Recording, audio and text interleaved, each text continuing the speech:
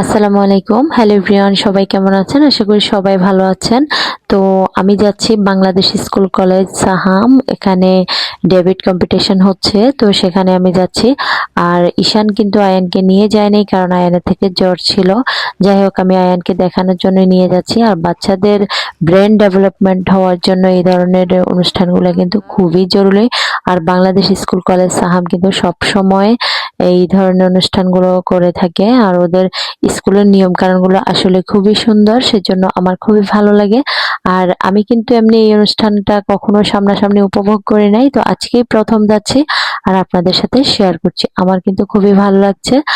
আর যারা যারা আমাদের ভিডিওটি দেখছেন সকলকে অসংখ্য ধন্যবাদ। এদিকে আমি আসতে কিন্তু অনেকটাই লেট করে ফেলেছি, কারণ হচ্ছে আমার আসার কথা ছিল 9টায়।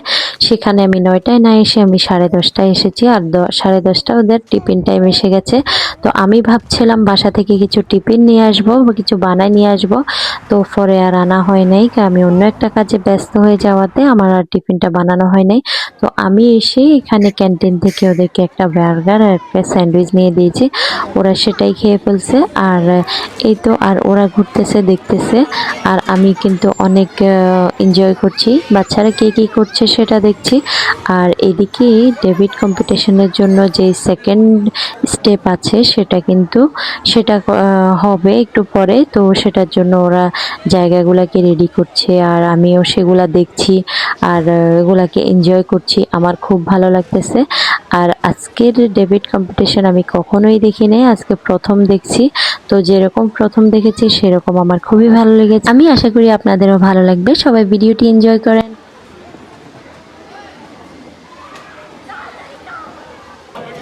Your friends, your juniors, your seniors are participating on the stage.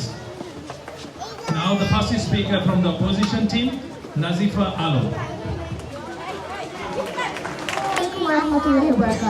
Today's motion is human rights are violated more in underdeveloped countries than in developed countries. As the first speaker of the opposition, we reject this motion and the dangerous comfort it creates. Now imagine a scale. On one side stands human dignity, on the other side state power. A human rights violation occurs when the most powerful one. They are loud, they shock us, but in developed countries, violations are systematic. They are authorized, they are accepted, and that makes them far more dangerous. Our opponents want us to measure human rights by income. With advanced technology and high human development in the schools, countries like the United States with a GDP exceeding $25 trillion, Australia at $1.7 trillion, or Israel at $525 billion a year, or Sudan at $52 billion. The assumption is simple. More wealth means more right, but the evidence tells us a different story. Dear moderator, first let us examine Switzerland, a country globally praised for neutrality and humanitarian by the Guardian 2009 investigation, the mystery of the missing Pakistani scientist. My dear opposition team, this is how... Speaker from the team in motion, Fawzia Islam.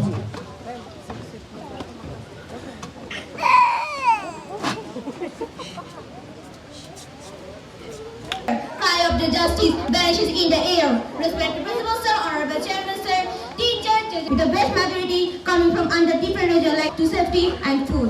You cannot enter the right of a leg strong court and police, meaning people can be hurt or arrested without any you. The policeman is the one taking a bribe, a corner by powerful leaders.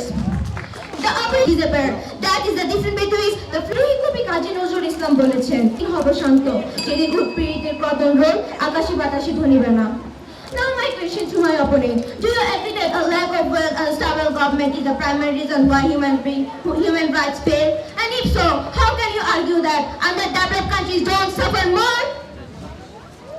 To conclude, the evidence is clear. While developed nations have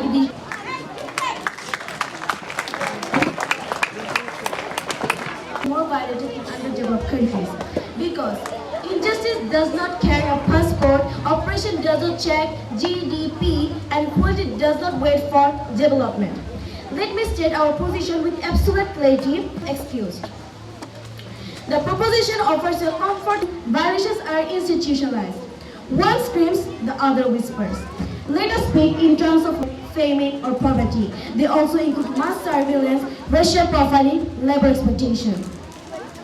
Take South Korea, a global economic success story, yet it extreme work culture, crashing academic pressure and suppression of labor protests have produced alarming suicide rates, acknowledged even by the OECD.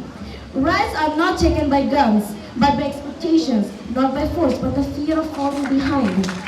Take the oppressive word freedom. Yet, freedom of expression remains tightly controlled, a moral skyline but an ancient fear of excellence. So I ask you, is science freedom just because the roads are clean? Yes.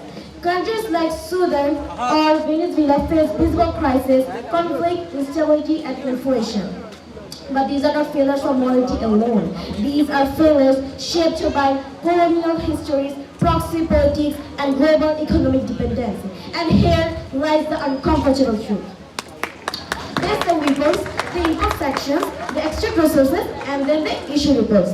As the African proverb reminds us, when elephant fights, it is the grass that suffers. They burn the house and blame the fire on the people inside. Let us look at Southeast Asia. Countries like Malaysia and Indonesia developing, yes, but far from lawless. They have courts, civil society, reform movements, and open resistance. People fight loudly for their rights. Meanwhile, in many developed nations, mass surveillance is renamed national security.